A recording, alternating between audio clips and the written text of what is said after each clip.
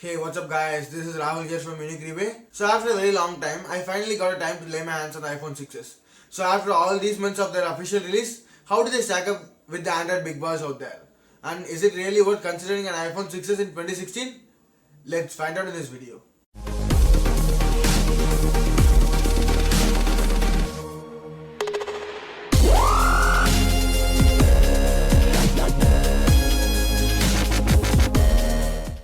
At first, as always, let's start with the build of the phone.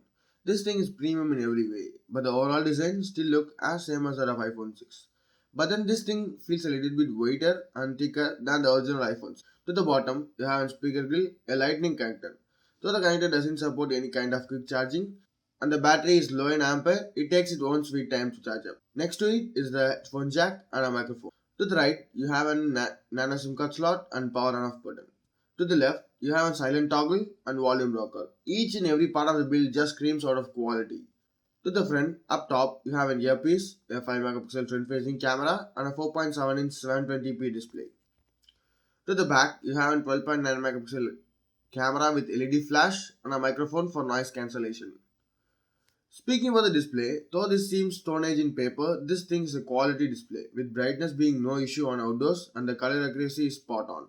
And the screen too slightly curves around the edges, making it feel like an edge-to-edge feeling, and the scrolling is a lot more fun in this.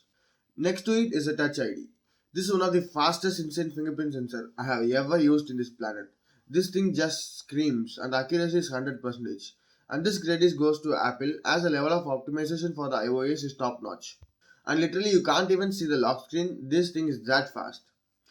Speaking about the other important factor, that is force touch. This is not a regular long press that we actually do in our smartphones. This thing is the amount of pressure you put in a smartphone display. In my time with this phone, I enjoyed using this feature. But then the amount of functionality for this thing is limited as of now. Even many of the native applications even doesn't support force touch. But as of now, this theme seems like a little bit gimmicky. But there are many chances for the improvement of force touch in the next upcoming iterations. Speaking about the camera, there is a 12 pixel camera which is a bump from an 8 megapixel in the iPhone 6. This thing also slightly protrudes out a little bit from the overall design of the smartphone, but then the camera is not impressive as standard big boys. But then this is not a slouch either. This is the best iPhone camera ever with 4K recording, but this thing lacks OAS from the bigger brother. But the image shot with this thing has a good amount of detail, but with my experience, the focusing was only major issue. The camera UI is very simple, and the amount of functionality you get in this camera is just straightforward, and the camera app just refused to focus on macro. The dynamic range and white balance was good, and the amount of detail is also good. The video recording is another plus point. As of now, one can shoot full 4K in this camera.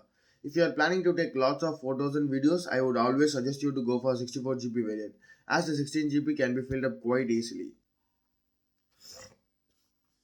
Speaking about the main part, its performance. The phone is powered by a dual-core chipset with 2 gigs of RAM and a Power VI GPU.